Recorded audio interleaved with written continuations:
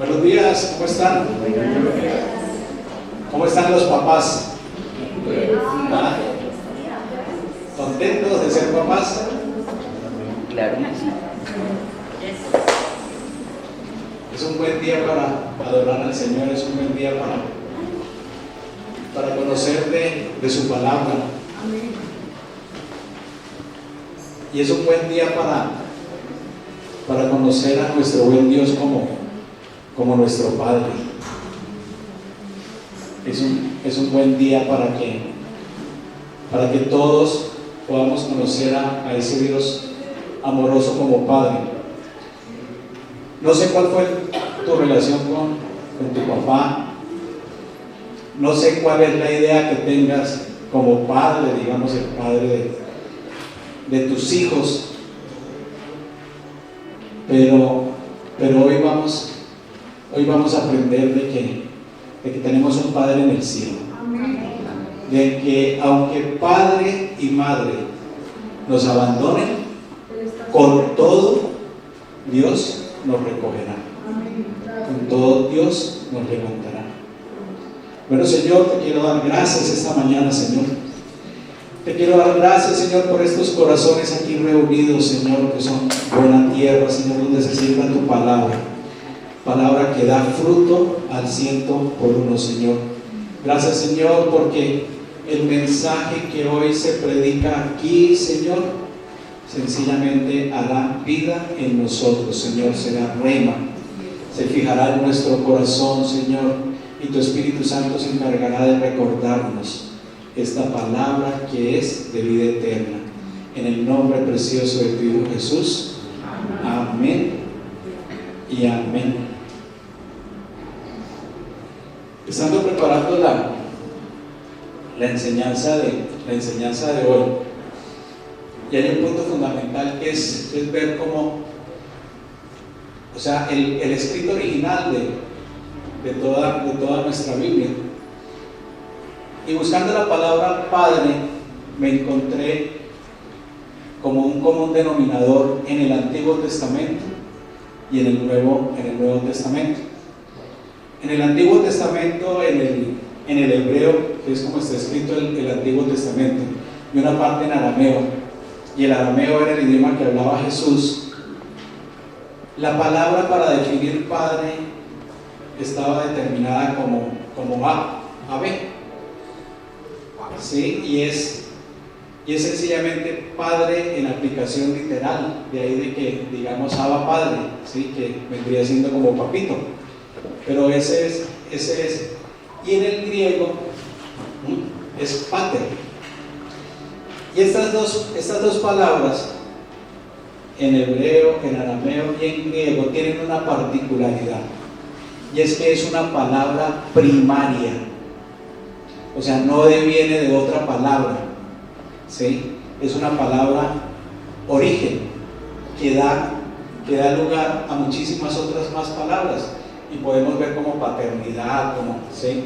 Paternalismo, y sencillamente se refiere en un sentido especial a Dios, y se refiere en un sentido especial a Dios como creador, como preservador, como gobernador de todo hombre y toda cosa, que cuida de ellos con amor y cuidado paternal. Y de ahí que el Nuevo Testamento llama a Dios como Padre. Y no sé si ustedes han notado, en el Nuevo Testamento, cada vez que nos referimos a Dios, nos referimos como Padre.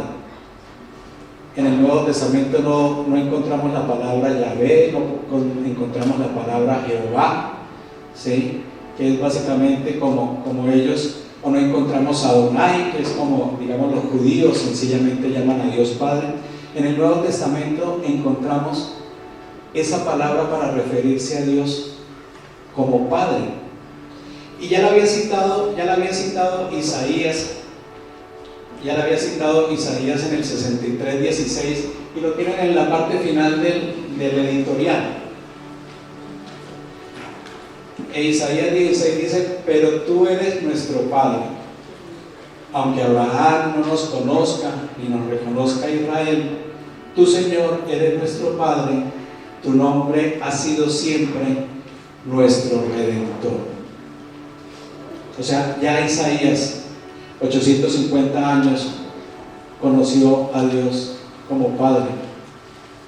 Y también lo vemos en el Salmo, ese es el 27, si mal no estoy, que lo citaba ahora.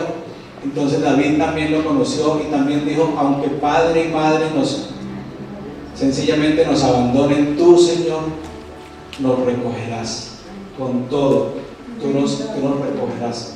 Entonces, la palabra nos presenta una de las imágenes más poderosas de Dios y utiliza esa metáfora del Padre. No porque Dios sea varón, no porque Dios sea mujer, pero utiliza esa metáfora de Padre, porque lo que Dios siempre busca con su palabra es que la podamos entender en nuestro entendimiento limitado, ¿sí? Porque no podemos comparar con el conocimiento de Dios. Él siempre busca figuras donde nosotros las podamos relacionar más fácil. Y entonces sencillamente ahí nos lo toma como un origen, como identidad y como amor. Y todo aquello que utiliza Dios para bien, el diablo lo cambia. Y entonces esa figura paterna la vemos ahora sencillamente tergiversada. Y pido perdón al Señor por todos aquellos hombres que siendo padres salieron corriendo, que les pareció mejor salir corriendo que asumir la responsabilidad. Pido perdón al Señor por aquellos hombres que, aunque están ahí, también están ausentes. Y pido perdón a Dios también porque muchas veces como padres hemos querido hacer las cosas en nuestra fuerza y nos hemos equivocado. Y sí que nos hemos equivocado. Yo eso lo puedo ver, pero también puedo ver un Dios maravilloso, que es un Dios de cambio, es un Dios de transformación, es un Dios que vuelve y nos recoge. Entonces eso ha hecho sencillamente Satanás con la paternidad. Y nosotros nos hemos prestado, digo nosotros no porque yo esté incluido ahí, sino porque sencillamente también nos hemos prestado a eso. Y entonces oro porque el día de hoy esta palabra sencillamente lo que nos muestra es a Dios como Padre, y también ese Dios amoroso y Dios perdonador permita perdonar a todos aquellos varones que no han cumplido con la función como Padre.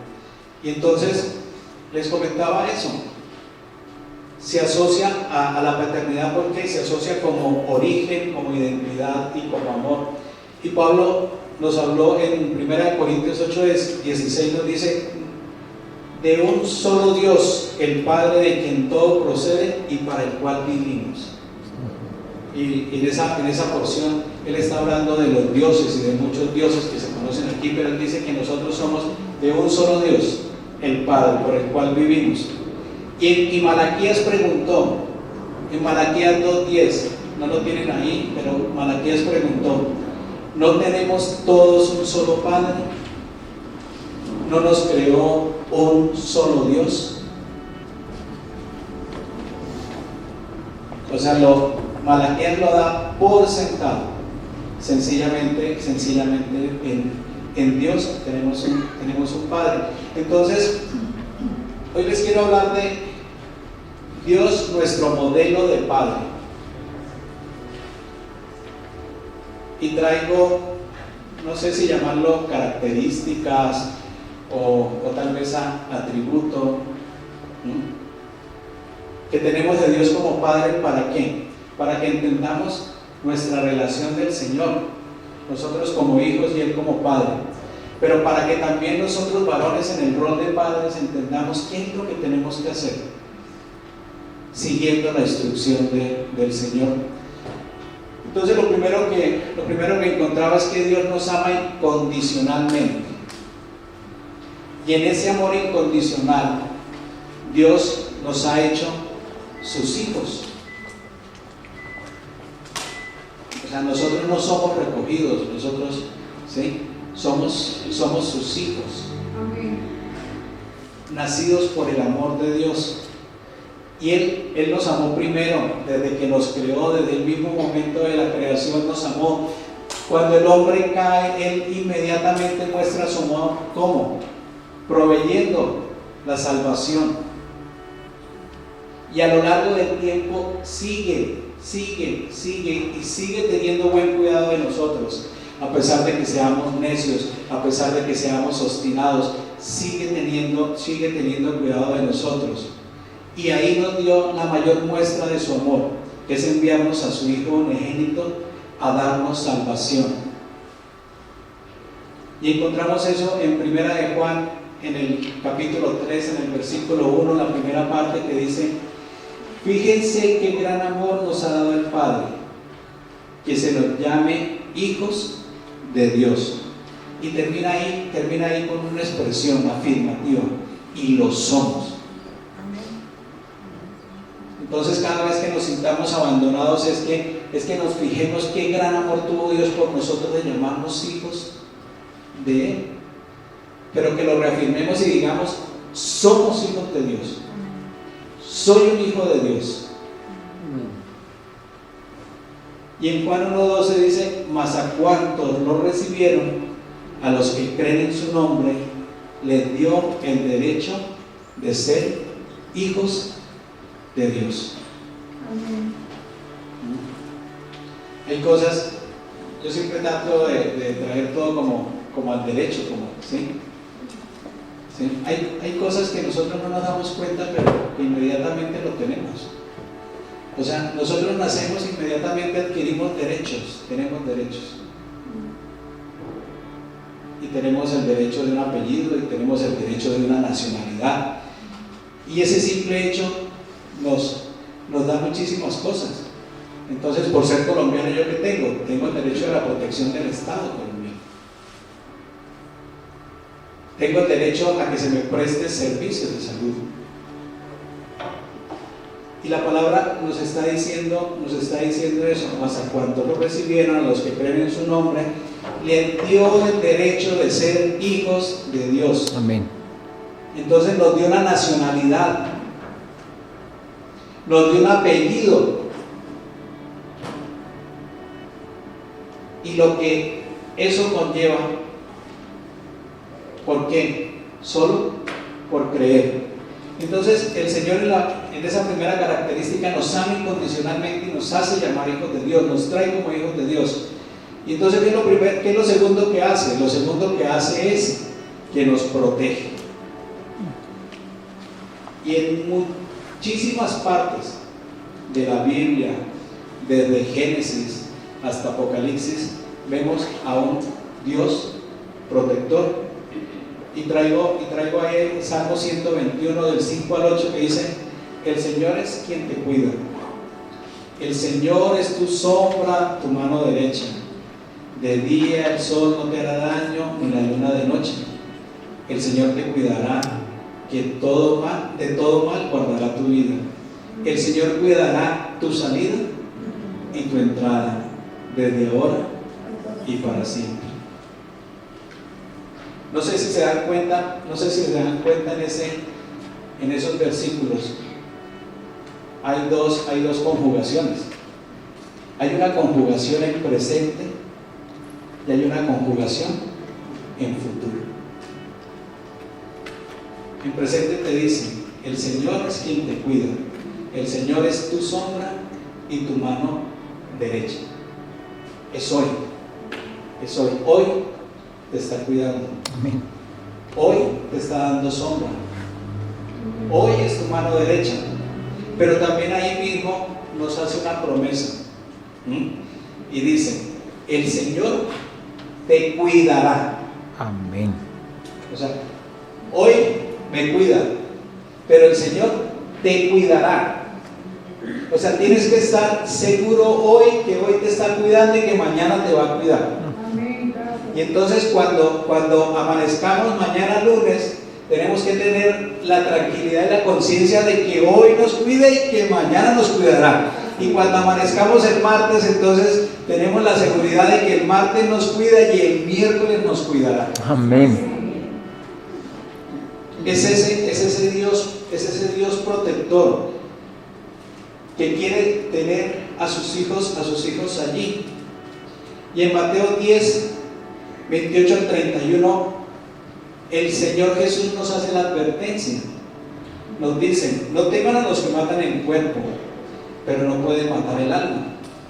Teman más bien al que pueda destruir el alma y cuerpo en el infierno. ¿No se venden 2 gorriones por una monedita? Sin embargo, ni uno de ellos caerá a tierra sin que lo permita el Padre. Él les tiene contado aún los cabellos de la cabeza, así que no tengan miedo, ustedes valen más que muchos gorriones. Y entonces, qué lindo que el Señor Jesús nos reafirma eso. El Señor Jesús no está diciendo yo, no. ¿Él a quién se está refiriendo? A Dios Padre, ¿sí? Dice: ni uno de ellos caerá a tierra sin que lo permita el Padre.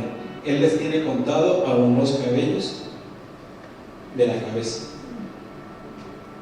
Entonces, Dios es un Dios que nos ama incondicionalmente, que nos hace llamar su Hijo. Es un Dios que nos protege. Es un Padre que nos protege. Pero también es un Padre que nos instruye. Entonces a mí la enseñanza me ha venido dando vueltas. ¿Por qué? Porque es que yo como padre tengo que amar a mis hijos incondicionalmente. Yo como padre tengo que sencillamente proteger a mis hijos. Y ahí nos dice mientras estén pequeñitos, ¿sí? Siempre los protegeré. Pero como tercero nos dice que Dios nos instruye. Entonces yo como padre también debo instruir a mis hijos. Y dice: se muestra como un padre al instruirnos en lo que es bueno y provechoso para nosotros. Nunca nos dejará por nuestra cuenta, sino que va con nosotros a través del Espíritu Santo en nuestro proceso de aprendizaje. Y les traigo la cita ahí de Timoteo. ¿Qué dice esa cita? Que toda escritura es inspirada por Dios y útil para enseñar, útil para reprender, para corregir, para instruir. Entonces, ¿dónde está la instrucción del Señor? Les pregunto. ¿Dónde conseguimos la instrucción del Señor? En la palabra. Ese es su manual. Ese es su manual. Entonces el Señor, tenemos que estar pegaditos de la palabra. Porque no viene, créanme, se los digo con todo el conocimiento, por ósmosis no se aprende la palabra. Debemos de leerla, debemos de escudriñarla, debemos de entenderla, debemos de buscarla con ansias. Entonces el Señor nos da la instrucción, el Señor nos ama, el Señor nos protege, el Señor nos instruye.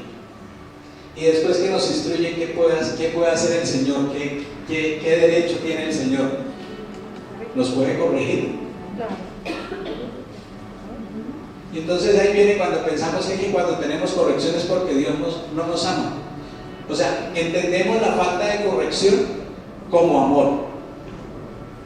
Pero en Dios no es así, la falta de corrección no es amor. Al contrario, el Señor nos corrige porque nos ama. El Señor nos corrige porque Él quiere que volvamos a su redil. Él quiere que volvamos a sus caminos. El Señor nos corrige, ¿por qué? Porque Él no quiere que ninguno se pierda. La palabra también nos dice de que no demos por tardanza la venida del Señor, sino que Él quiere que todos procedamos al arrepentimiento. Entonces eso busca el Señor, pero no nos corrige sin habernos instruido. Eso es clarito. Eso es clarito. O sea, si nos corrige fue porque ya nos instruyó. Si nos corrige fue porque ya nos dijo: no hagas esto, no te vayas por allá. no te metas en esto. No seas necio, no seas obstinado, porque eso es lo que quiere el Señor. Sencillamente que lo podemos hacer. Y para que lo busquen en su casa, en Hebreos 12:10 dice: en efecto nuestros padres nos disciplinaban por un breve tiempo, como mejor les parecía, pero Dios lo hace para nuestro bien, a fin de que participemos de su santidad. El fin del Señor es ese. El fin del Señor es que seamos santos. El fin del Señor es que sigamos apartados para Él. Y en Proverbios, que eso lo hemos también leído muchas veces, en Proverbios 3:11 dice: hijos míos, no desprecies la disciplina del Señor, ni te ofendas por sus reprensiones, porque el Señor disciplina a los que aman, como corrige un padre a su hijo querido. O sea, cada vez que nosotros sintamos corrección del Señor es porque Él nos está diciendo: te amo, hijo mío. Y eso lo hacemos en el plano natural. Corregimos a nuestros hijos, ¿por qué? Porque los amamos. Entonces en esa labor del Señor, ¿qué dice? Que nos instruye, que nos corrige, también nos alienta. O sea, en el Señor no hay nada a pedazos. Viene todo completo. Nos instruye, si nos apartamos de la instrucción, nos corrige. Y si nos corrige y aceptamos la corrección, nos alienta. Fíjense en eso, nos alienta. Y en Isaías 41:10, así que no temas porque yo estoy contigo, no te angusties porque yo soy tu Dios, te fortaleceré y te ayudaré, te sostendré con la diestra de mi justicia. Y yo me imagino como uno al borde del precipicio, ahí y el Señor como tirándonos la mano para...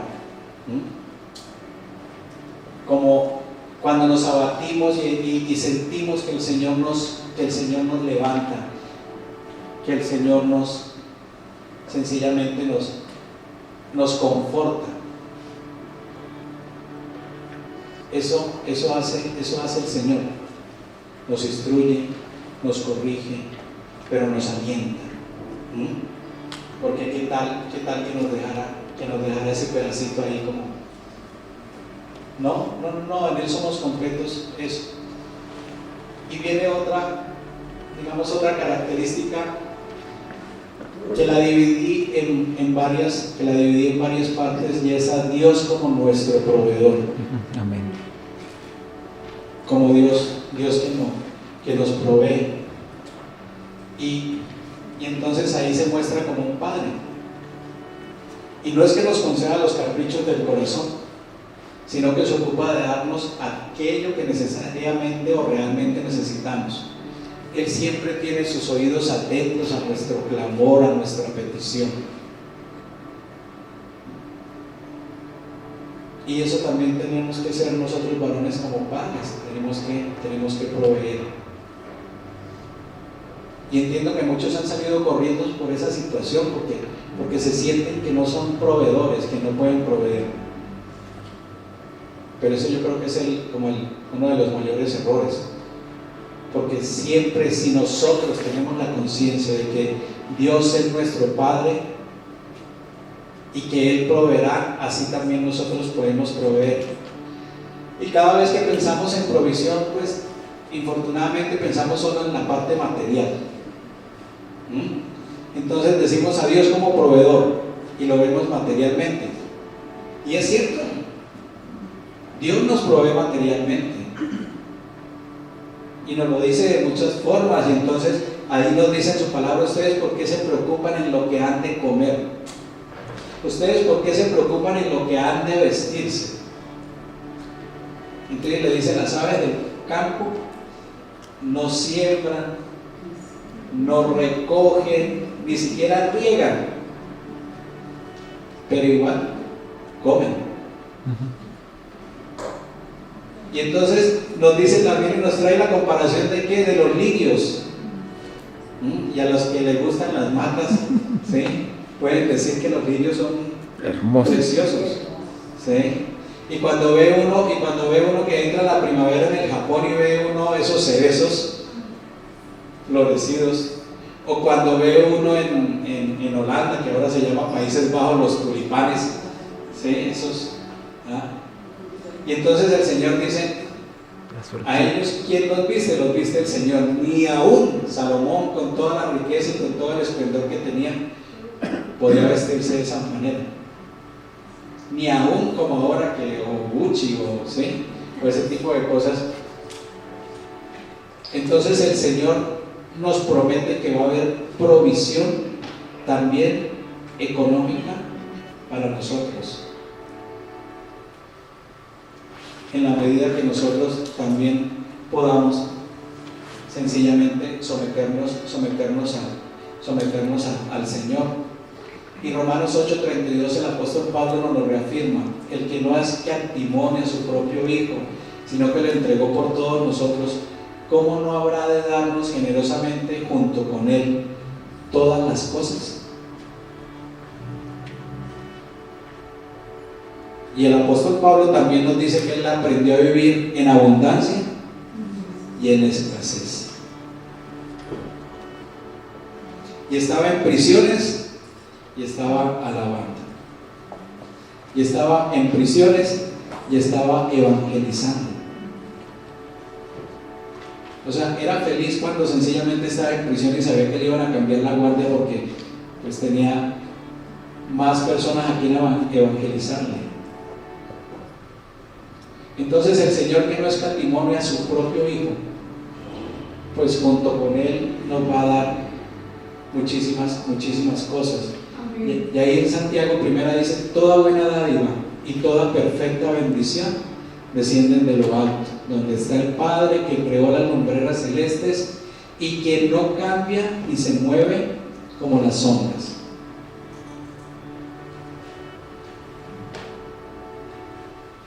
O sea, no nos preocupemos porque tenemos un Padre proveedor que va a suplir nuestras necesidades conforme también nuestra medida de fe, pero también nos provee en la eternidad. Y ahí lo van a ver más, que hay de pronto como si fuera parecido, pero no. Nos va a proveer en la eternidad. Y nos va a proveer en la eternidad, ¿quién? Nos va a proveer morada en la eternidad. El viernes en el grupo Café, Fernando hablaba de esto, que vamos a tener morada en el cielo. Yo lo creo. O sea, el Señor nos está proveyendo aquí en la tierra, pero ya Él también garantizó que nos iba a proveer allá en la eternidad, ¿sí? Y dice en 2 Corintios: de hecho sabemos que si en esta tienda de campaña en que vivimos se deshace, tenemos de Dios un edificio, una casa eterna en el cielo, no construida por manos humanas. No sé cómo dice la Reina Valera, yo estoy utilizando la nueva versión internacional y me gusta porque es más comprensible, es más a nuestro idioma. Nosotros no somos españoles para utilizar el vosotros, y eso muchas veces produce como confusión. Entonces me gusta como dice ahí, o sea, de Dios tenemos un edificio.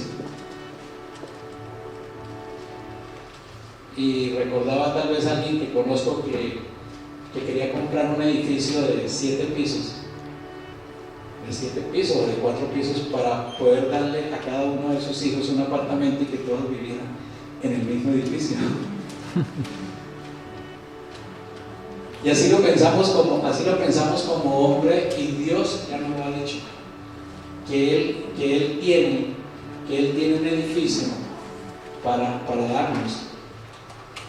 Y Jesús también nos lo confirmó, y dice Jesús en Juan 14:2: en el hogar de mi Padre hay muchas moradas. Si no fuera así, ya se los habría dicho a ustedes. Y es cuando les está anunciando su vida y le dice: voy a prepararles un lugar.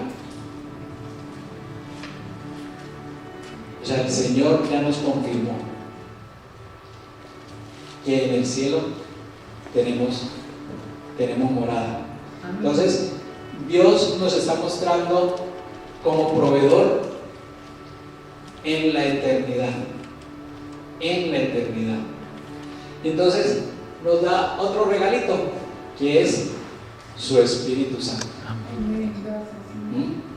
Nos provee su Espíritu Santo, y el Señor les dijo: cuando yo me vaya, les dejaré el Consolador. Dice: pero el Consolador, el Espíritu Santo, a quien el Padre enviará en mi nombre, les enseñará todas las cosas y les hará recordar todo lo que he dicho. Entonces el Señor nos provee materialmente, nos provee morada en la eternidad, y ahora nos provee el Espíritu Santo para que Él sea el que nos enseñe, para que Él sea el que nos recuerde, para que Él sea el que nos instruye, para que Él sea el que nos corrija, para que Él sea el que nos levante, para que Él sea el que nos anime.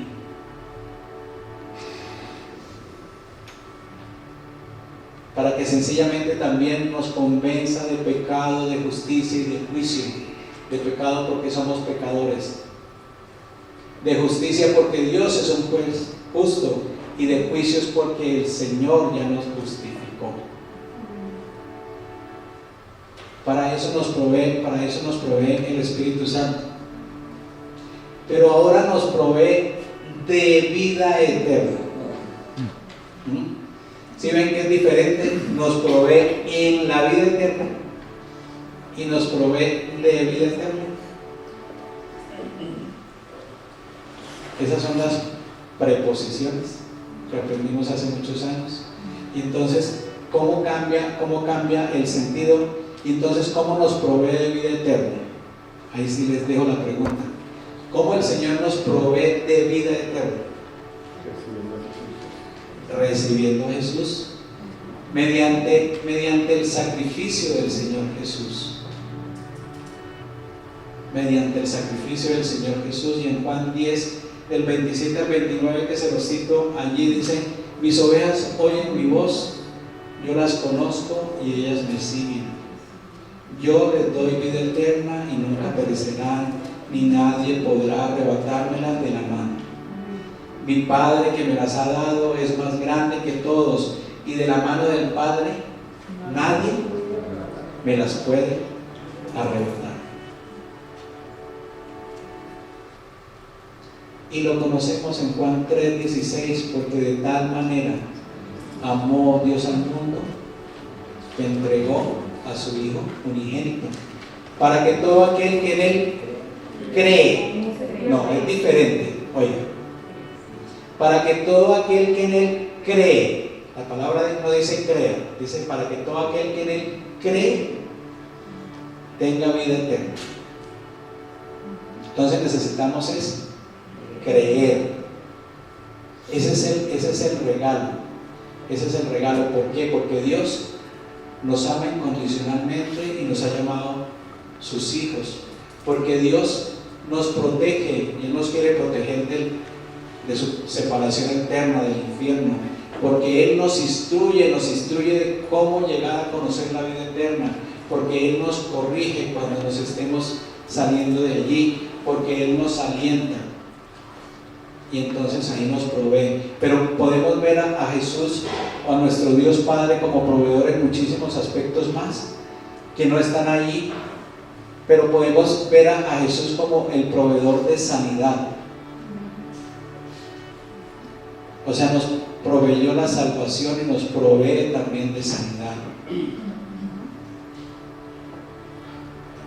Y al rato no podemos entender por qué pasan ciertas cosas, o por qué la sanidad no se da, pero es parte de eso. es parte de su trabajo con nosotros, pero Él es nuestro sanador por excelencia. Él es nuestro mejor médico. Él es el único psicólogo tal vez que podamos tener, el único psiquiatra. Es el todo. Es el todo. O sea, hoy podemos salir corriendo con los brazos levantados, con la conciencia de que el Señor nos levantará como a sus hijos. Que el Señor está allí como Padre. Que si no tenemos la mejor imagen de nuestro papá, sí podamos decir que tenemos un Dios que es nuestro Padre. Si podemos estar seguros de que Él es amor perfecto, de que Él es origen, de que de Él salimos y a Él volvemos, de que Él suple todas nuestras necesidades en Cristo Jesús, de que en Él somos todos y sin Él no somos nada. Y entonces hay dos preguntitas para pensar, una para todos y una para varones. La primera pregunta ¿es Dios tu Padre que te ama? ¿Es Dios tu Padre que te protege, que te instruye? ¿Es Dios tu Padre que te corrige? ¿Es Dios tu Padre que te alienta? ¿Y es Dios tu Padre que te provee? Todo eso que hablamos, sanidad, paz también, Dios nos provee paz. Es eso, es para que lo pensemos. ¿Es Dios eso para nosotros?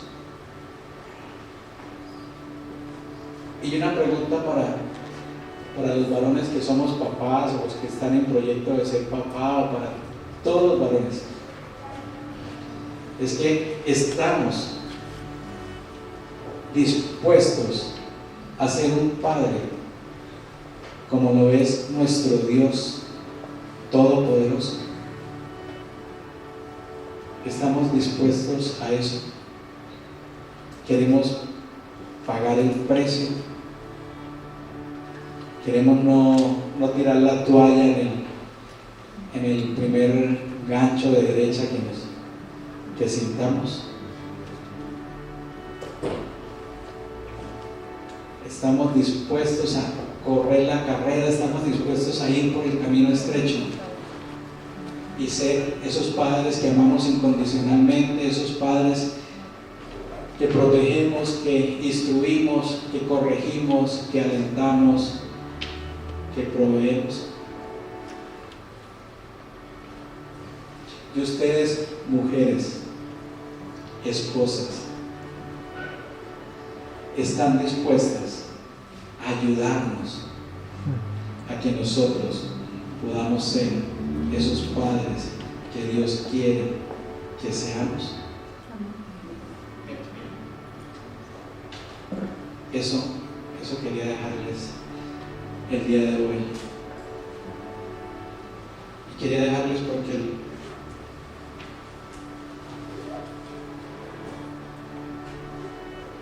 porque el Señor en cierto modo me ha tocado. Amén.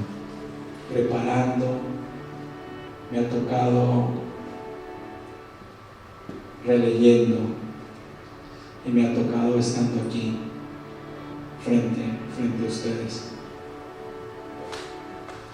Ese día que naciste brotó de mi más profundo amor, y desde mi corazón sentí un tremendo temor de poder ser el padre que enseñaba la razón.